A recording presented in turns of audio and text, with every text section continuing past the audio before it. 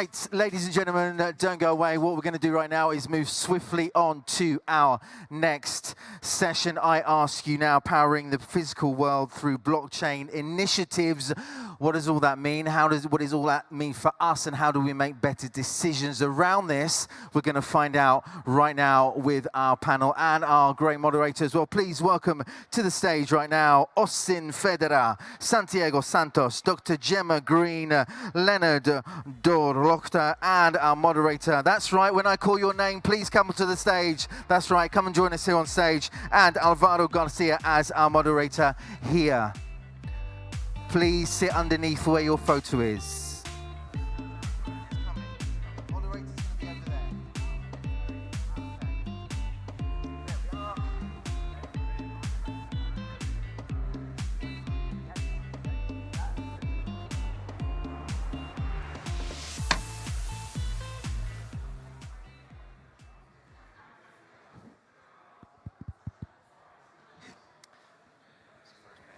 Okay, good afternoon, everyone, and welcome to the Da Vinci stage here at Proof of Talk 2025. Today, we have a very special panel titled Powering the Physical World Through Blockchain Incentives. So this is basically DePIN, right? It's a hot topic, and what we're going to cover is how blockchain is evolving from the physical realm from the virtual realm into the physical world, and how DePIN is building infrastructure through token incentives. So from energy grids to telco infrastructure, from thriving communities to new ways to create ecosystems, we're going to explore how decentralized physical infrastructure is actually working through some of the most interesting projects currently. If you want more around DePIN, tomorrow I'll be giving as well a DePIN workshop called DePIN Pact at 11:15. So let's meet our great panelists here.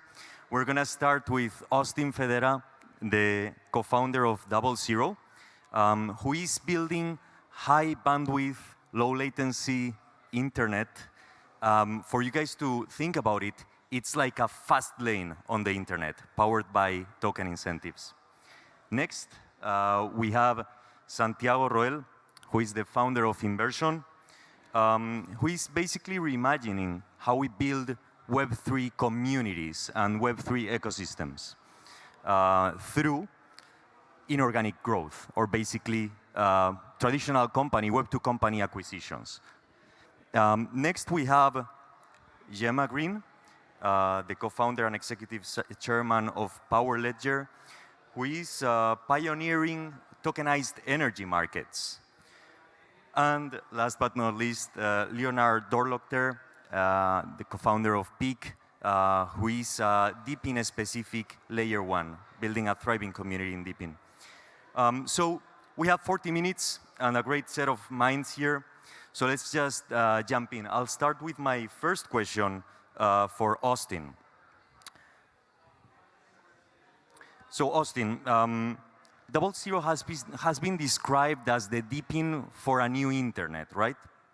I want to please run us through how did you came up with this idea, or how did you came in love with this idea? Yeah, certainly. So DoubleZero at its core, as you said, it's a new physical fiber infrastructure network, which is a lot of words. But the internet really is, at the end of the day, a series of pipes. These pipes are fiber optic cables. They largely run under the ocean and across the land.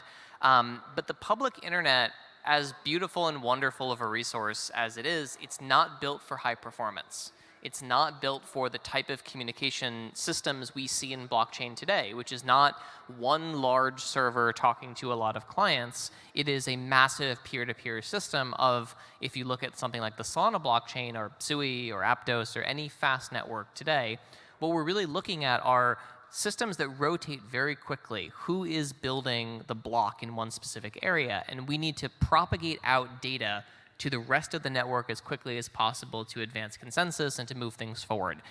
And the funny thing is, you'd think the internet would be great at this, but the internet's actually not very good at this. And you know it's not very good at this because there's no large public internet company today where their primary use case is the internet, which is a little strange to think about. But Meta and Facebook is one of the largest investors in the world in private undersea fiber cables. You'd think like, oh, they're an internet company, it's Facebook. Well, they started off as a software company. Then they started building data centers because they realized data centers weren't up to the needs of what they needed to get into. And now they're building subsea cables. They wired up the entire Philippines with internet, not out of the goodness of their heart, but to sell people ads, right? And this is the journey you see almost every Silicon Valley tech company go through over the last 40 years, is they start off with software and they realize that we're so successful now that our ambitions have reached the point where we need to actually be thinking about hardware. And I think crypto is at that stage now. And we've been speed running, as people say, the TradFi experience, but we're still building on top of a fundamentally very fragile and slow framework, which is the public internet. And so our whole approach here is like, let's start from first principles. If we really want 10 networks doing 1 million transactions per second, and we want to start actually moving a bunch of these TradFi systems on chain, we need to be running on the same type of infrastructure that those traditional systems are running on. Great. Thank you. So also building markets on connectivity, right? Which is also very interesting and something that we're lacking. Santiago, so Inversion is pioneering an idea. The idea is that we can create and grow Web3 ecosystems through acquisitions, right? And organic growth. My question to you is, how did you realize that this is the way to go forward, and why now as well?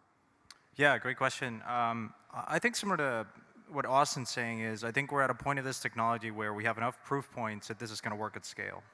Like it is a very interesting 0-to-1 primitive, whether you're talking about stable coins or DePIN networks. And so our position is that I don't want to wait 12 years to get to scale. So everyone in crypto is trying to build distribution. The problem with that is that transformational tech is very hard to be adopted, right? It requires, the current flow for the end user is you have to memorize in 12, 24 words and set up a wallet, and it's just not embedded in your daily workflow for most users. So crypto's still not a relatable piece of technology, and the same with it, the internet wasn't in 2000. And then email came along and made the internet so pervasive because everyone wants to fundamentally communicate. And so the idea for Inversion is predicated on, I've been investing in crypto for the last 12 years. I do fundamentally believe that there are very powerful primitives that are gonna be adopted. The problem is we have to go where the customer is, not expect them to come into this, science experiment, so to speak. And so how do we do that, right? I never wanna build distribution. It's expensive, it's time consuming, and I'd rather acquire it at the best price possible.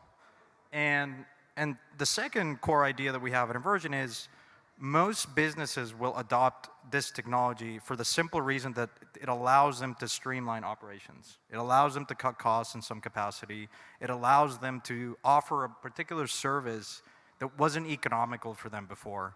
And our focus very much is stable coins, leveraging DePIN networks. You mentioned telco. We believe telco is a Trojan horse to get stablecoins into the hands of billions of users. And so naturally, if you're like a traditional investor, like a Web2 VC, you might be laughing right now. You're saying, wait a minute, if stablecoins really are like room temperature semiconductors and this killer product, why don't we have 1 billion users? And again, I go back to this core idea is it is a transformational technology. You go to a place like Mexico or Africa, in these local economies, they're very much cash heavy. And so it requires this BD muscle that most people sitting doing desktop research or building beautiful technology don't have that appreciation. And so our focus is there's wonderful technologies already been built. I want to buy businesses where I feel and I know that I can cut costs and offer that service to the customer. And our North Star, the last thing I'll say is, as much as I love this technology, I never want my users to know that they're using crypto. Crypto should be invisible. Like right now, you're using your smartphone. You don't care how as much as I love what Austin is doing as a, like layer 0, right?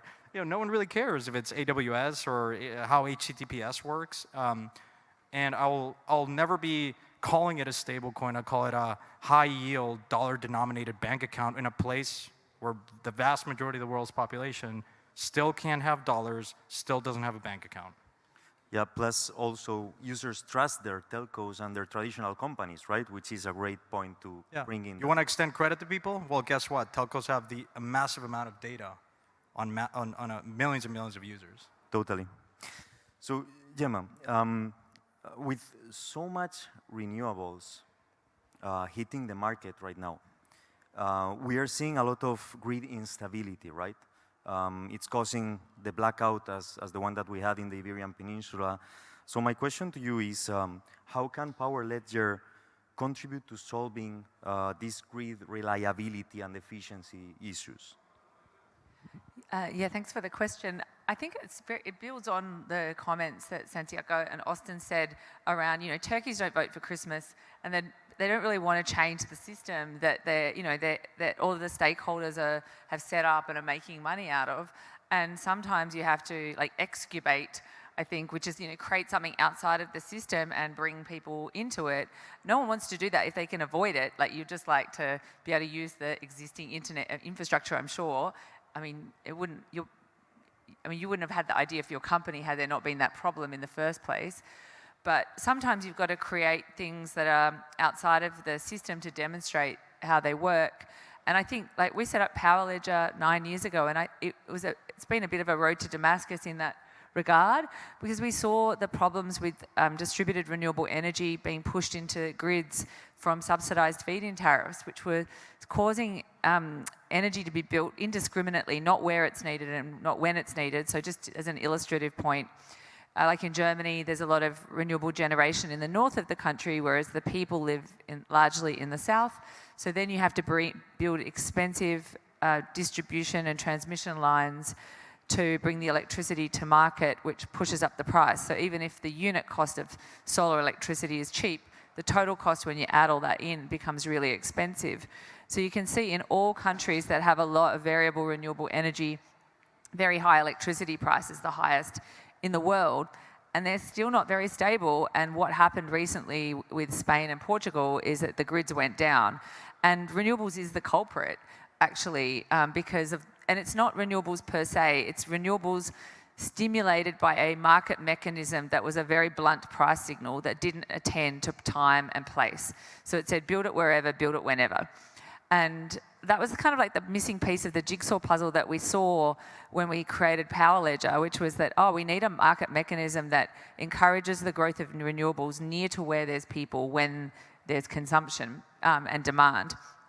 And it's been like a big challenge to find energy suppliers that are pioneering enough that want to change their business model and perhaps self-disrupt. Because disruption can happen with competitors setting up and challenging those brands.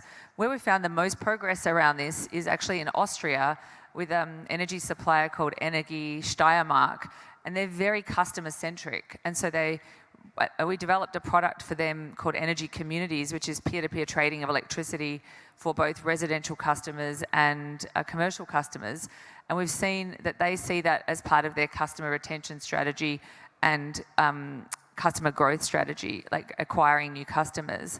But I'd say that they're a big retailer in Austria, but by and large, energy suppliers want to stick to the tried and tested business model.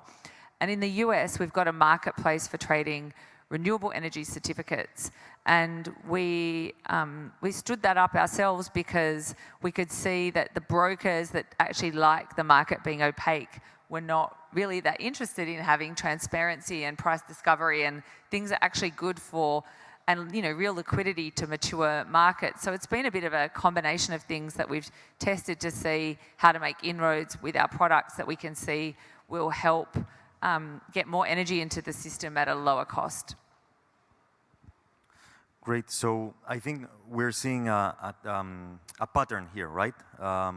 Basically, all of these projects and entrepreneurs in DePIN are now going out to the real world, interacting with Web2 companies and the actual industry and regulators. So this is a testament also of how mature the industry is, right? Leo, as a DePIN specialized layer 1, what is peaq doing to building the most vibrant ecosystem of DePIN builders and entrepreneurs? Yeah, so I get the question often, why does it need a new layer 1 for DePIN? And actually, when we started, DePIN wasn't even a term yet. We started back then with the vision of a machine economy, where we thought that all kinds of machines, be it electric vehicles or autonomous cars, charging stations, drones, and so on, at some point can offer goods and services to each other autonomously, and that this creates a super highly efficient economic ecosystem in smart cities. And then along the way, DePIN was coined, which was fantastic, right? Because it was right down that alley where many DePINs together actually create this vision of the machine economy. Many DePINs are onboarding the different devices and machines, which then create at some point cross-DePIN economic interaction.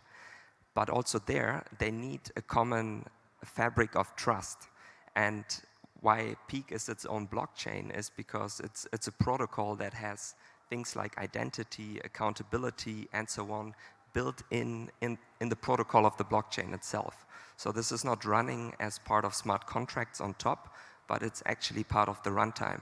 And that ensures that system-wide machines can use the same identity standards, accountability standards, time standards, and so on. So this is the reason why we've built this there from ground up. That is more the technical explanation. And then also on the BD side, similar to what Santiago said, we need a lot of BD into the real world to actually bring the real world on chain. And there we work with governments, we work with big companies like Bosch, for example, to really get those machines Web3 ready and build smart city deployment infrastructures and thereby help the DePINs that build on peaq deploying into the real world and actually building up meaningful, sustainable revenue. So I guess all of this is a lot of network effects and economies of scale in the sense that all of these DePIN projects not having to redevelop all of that infrastructure that you're building that is specialized, right? Yes, absolutely. Because otherwise there's fragmentation on the smart contract level or implementation level. Yeah. So I'm going to go back to Austin. This one should be more brief, let's say, for all of you guys, because we're not going to make it on time. But noted.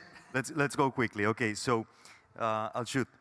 For DoubleZero vision to come alive, you have to align the incentives of traditional telcos, data center operators, validators for the layer ones, the broader crypto community, your investors. So I want to ask you, what do you think that is so special about DoubleZero tokenomics that are able to align all of these different stakeholders with so different interests, right? We use tokens. No, so. Next, okay. So really, like, tokens are a superpower for alignment in these types of systems, because the problem with most DePIN, and this is also the problem with most layer ones, is that they reward passive existence. And in some ways, this is an unavoidable problem. Like, I spent the last 4 years at Solana. The first year and a half to 2 years of Solana, there was functionally zero revenue, if we're allowed to use that term, on the network. And now you look at it, it's generating more revenue than any other layer one or layer two.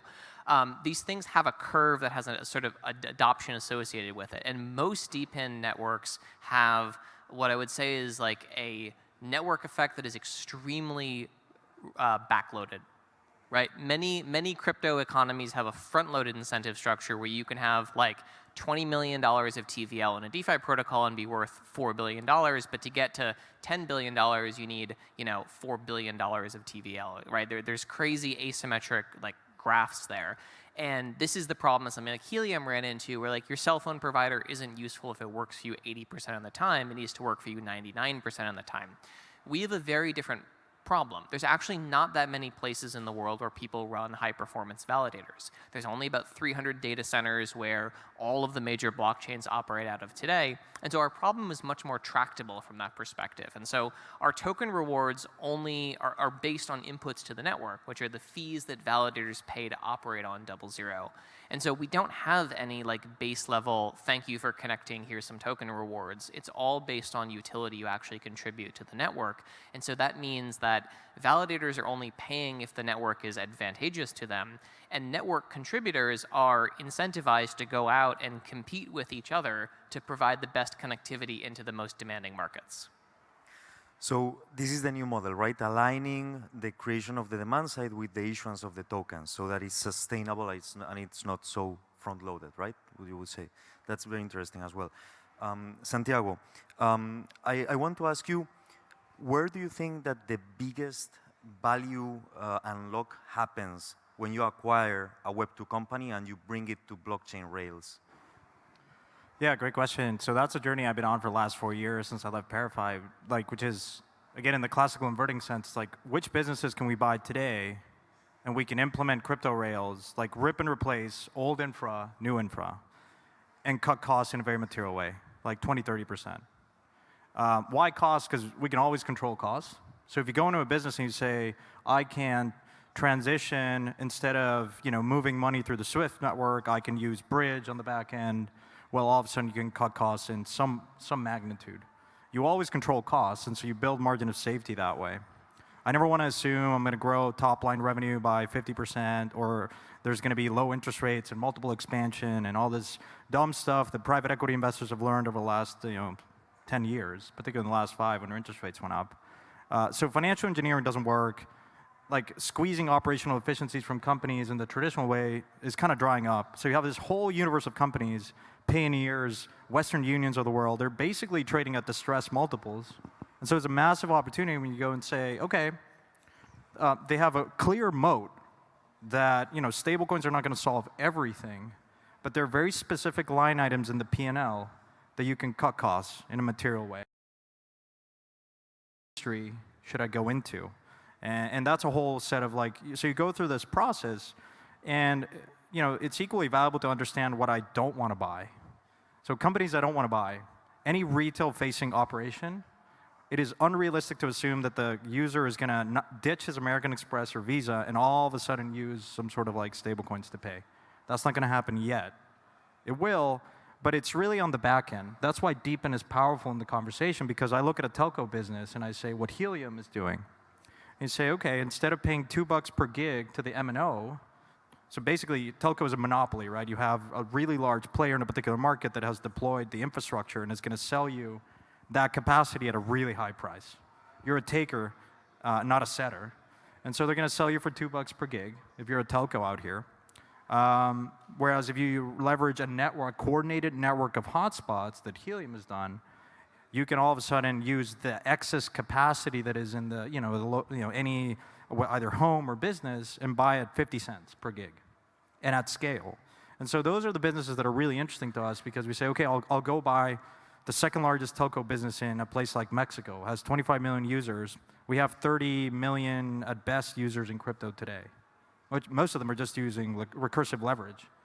But if I buy a business with scale at a really good price and I cut costs by 20, 30%, all of a sudden things start getting really interesting. So you mentioned a lot about cutting costs, right? But there's also a premium on the users when you bring them to Web3, right? Which totally. I guess you're going to leverage as well. To give you a sense of perspective, this is not a mobile play, it's a fintech play. But again, fintech companies have learned this the hard way. It's really, really hard to acquire customers. So like Mexico, for instance, as a market, less than 12% of the population has access to credit. Half of them are unbanked. Most of them use cash. You got to meet with them, but they all use a cell phone service. 97% of the population has a cell phone service. So again, it's really, if you have an app where they're constantly topping up data, and you give them free data, which costs you nothing, in exchange for a deposit, as soon as that customer opens that digital wallet, all the data suggests that they will increase those deposits over and over. So you just, again, it really is understanding the psychology of the user and making it incredibly easy for them to think about and use that, and credit is so easy because they're constantly in that flow. So you got to meet the customer at the point of sale, not pitch them on this ideology of decentralization and whatnot.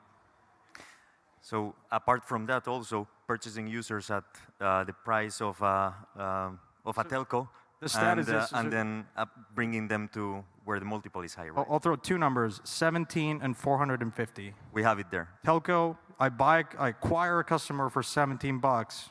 If I turn this into a fintech, it's a $500. So that's the alpha here. Okay, that's great. Jemma, the registries for environmental commodities are all Web 2, right? But you have a marketplace for trading these in the US called TraceX, right? And I want to ask you, how do you think that you will leverage Powerledger when all of these start trading on Web 3? Yeah, I mean, the renewable energy certificate market is like one certificate is 1 megawatt hour of electricity. So that's how basically claims are made against type of energy. But there are other environmental commodities as well, like low carbon fuel standards for charging EVs, and it's like quite a lot of them. Value-wise, it's about nearly $1 trillion of new issuance each year in the US. So it's like quite a lot of value that these certificates have. And they're largely traded via brokers, but the registries themselves are in Web2 tech. We actually tokenize a certificate, but it doesn't represent legal ownership. It's kind of like a receipt that you can go to use to claim it against the registry. And the marketplace is really around like, creating transparency around price discovery, visibility. And we're fully integrated with the registry actually to physically and financially settle on T1, whereas the market typically will settle like, T+3 is pretty normal. But I think that when you actually have the registries or the actual asset be represented natively on Web3, then I think you're going to get a lot more liquidity in the market and new trading pairs. So I think the commodity brokers and traders would like to be able to trade against stable coins or even other, crypto like Bitcoin or Solana against environmental commodities. So I could see perpetuals markets arising in this, and like I guess, futures markets that exist in Web3 more generally. But I think we're going to start to see that. It's still very nascent, but I think we'll see the maturation of those markets. And part of what we're doing with TraceX in the US is finding partners who are kind of early adopters that want to experiment around this so that we can start to advance, bringing more liquidity to and transparency to that market. Right, and also I guess upgrading it from Excel spreadsheets, right?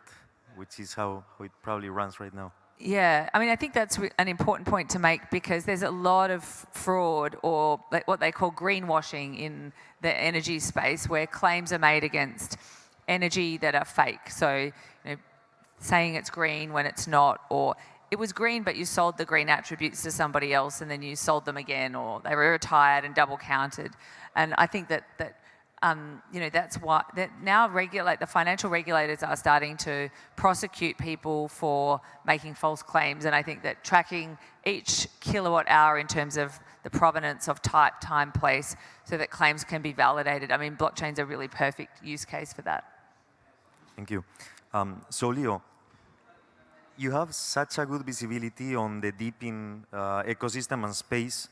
My question to you is, where do you see the most interesting new projects coming from in terms of verticals on DePIN, right?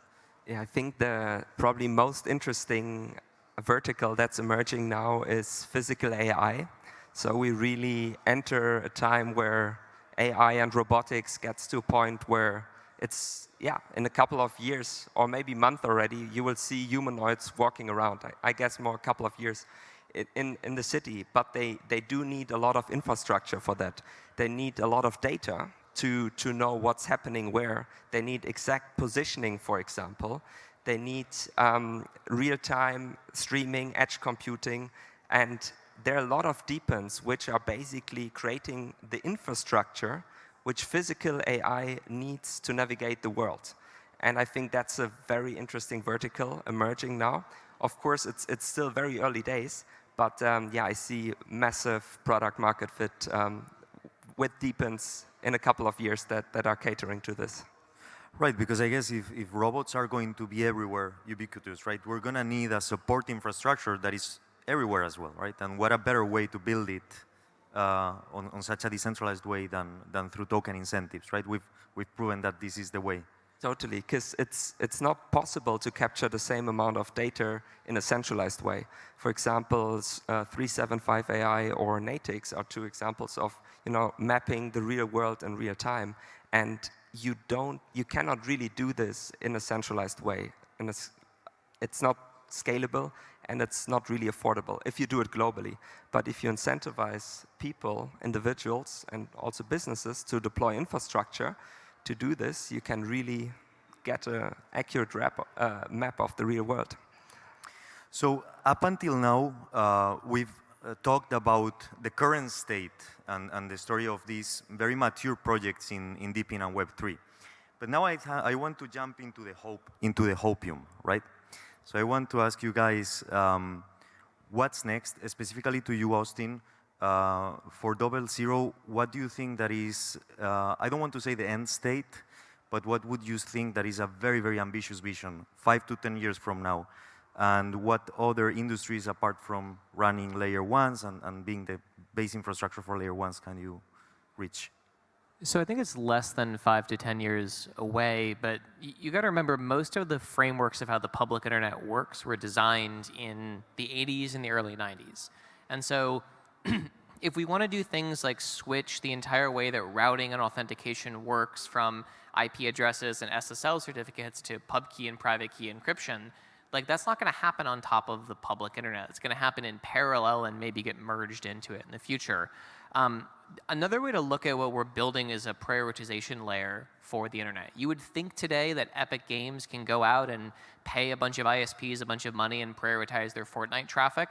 You can't do that actually on the internet today. It's all boutique agreements with individual ISPs to get that stuff done. And so I think one of the things to remember is like the internet was never built with the assumption it would be valuable. It was always built with the assumption it would be useful, but it was built by a bunch of people to move documents around. It was academic research, or it was DARPANET, which again is not economic in function, it's defense-based. And so the idea that people would want to pay for prioritization, they'd want to pay for access, they want to pay for content delivery, these have all been bolted on to a framework that was kind of never really designed for this. And so I think our vision here really is that any time that someone wants to go and get high bandwidth, low latency connectivity, they can do it as easily as they can go to a cloud provider today and provision a server, which as much as like the cloud providers are pretty low performance and quite expensive, and you probably shouldn't be using a cloud provider if you're in crypto for not just like philosophical reasons, but for performance reasons. Sorry if there's anyone from Google in the audience. As much as you shouldn't be doing that, it was a world-changing event for Web 2 companies when suddenly you could have Y Combinator have a software developer spin up a functioning product and never have to go give 10 grand to a data center to buy a server to fund 4 months of deployment because they have no credit history. And like the same way that sort of, in Stripe and a few others built like LLCs on demand that completely changed the way companies could get built, I think we have the same potential on the connectivity side. Right. So it's also like building markets on as a base protocol of the internet, right? Because we have base protocols for most of the things, but not for prioritizing the traffic. And now that we've reached a point where traffic is so massive, it's needed, right? Yeah, and all of this stuff, it can't be done like, I don't know how many folks, like the OSI model chart of the world, right? There's 7 layers in the internet stack. And everything in blockchain is like layer 5, 6, and 7. It's very, very high up in the stack. If we actually want this, we call it a layer 1 network, but it's not a layer 1 network, it's a layer 5 network at best, right? If we actually want to be talking about low-level primitives that can be deployed across not just crypto, but AI systems, storage systems, CDN systems, you really need to be building at that OSI layer 1, 2, and 3 level. And if you're not there, it's always like, how do we get CDNs to switch over to using BitTorrent? Well, we're probably not going to do that, right? It's interesting as well because most DePINs are on the top of the stack, you know, Yes. on top of layer ones, but yours is underneath everything, right? It's kind of like a bedrock for Web3. Yeah, and it's much harder way to to think. do it this way, I will say. That's kind of one of the challenges that we go into is like, if we were trying to do this for residential internet, it would be completely impossible. The only reason we can do this is there's not actually that many validators out there in the world, and so it's actually a quite tractable problem to start. Just like there's not that many financial centers in the world, so TradFi can wire them all up. Awesome. Santi, on a similar note, where do you see Inversion 10 years from now? What's the ambition? What's next? We have a very simple goal to bring 1 billion users on chain, 1 billion. at least. I mean, we can do it. I mean, again, we're looking at a number. The entire telco space in Latin America is up for sale. Yep. That's at least 100 million users. And I think like if we're successful in the near term, I think if we deliver on this idea of taking a traditional business, acquiring it, controlling it, and you need control because management doesn't believe in crypto. They're still stuck in this blockchain, not crypto, Right. or crypto's a scam. So I never want to convince people. I just want to, get control of the business and then effectuate change. But I think if we're successful, it's delivering this email moment for this industry because we're so discounted in the real world. It's not relatable for the vast majority of people outside this room. And so take a traditional business, acquire it. All of a sudden, I take a telco business, and the entire universe of telco companies in the public markets have less than 10% EBITDA margin. And I take it to 20.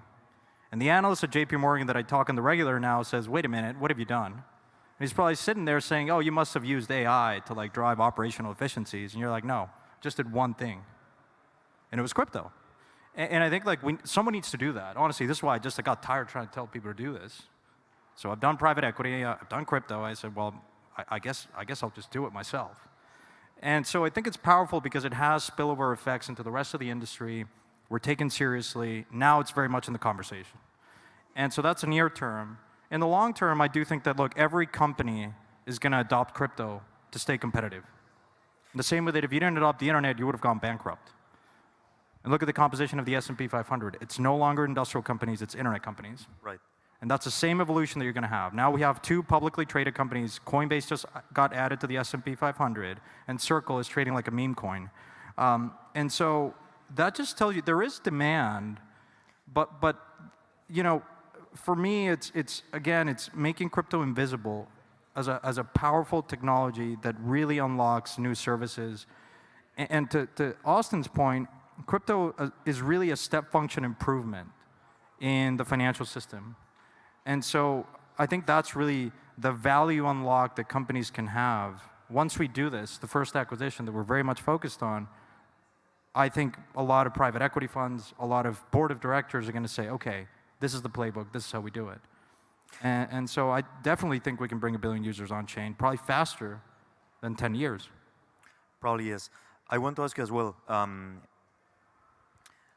initially you will be growing this or building these ecosystems organically, right? But, inorganically through acquisitions. But do you think that eventually you could kickstart some reflexivity on, users seeing the value of being in this group of companies or in these telcos that are on top of Inversion, right?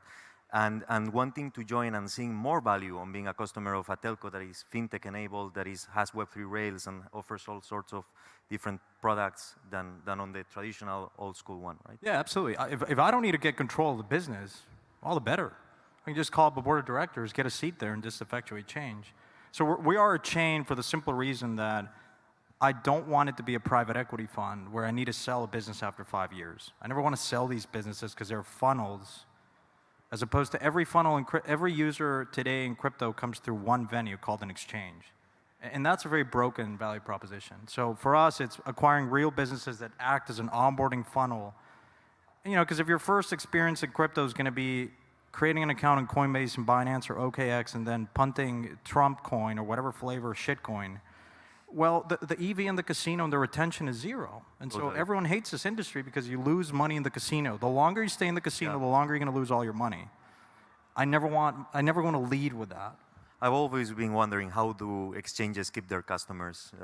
Anyways, let's talk about another thing, more important things, right? Jemma, how the power grids of the future look like, and where does Powerledger fits in, right? Yeah, I mean, we've also started investing in other companies as well, where there's strategic fit and relevance, not just building the software ourselves. And we noticed that with one of our clients, their existing customers, they're bringing onto our platform, not just creating a new product to attract new customers, so they're kind of bringing them into Web3 for that reason, because the service that we're offering is like unique because it's sitting on the blockchain, and there's aspects of it that they see as really important. So that's one thing, but I'd say that, to change anything, you need leverage. And in the case of electricity, the leverage is that the centralized system is breaking badly. And it wasn't always centralized. Electricity grids used to be microgrids, and then national grids were created like, a century ago.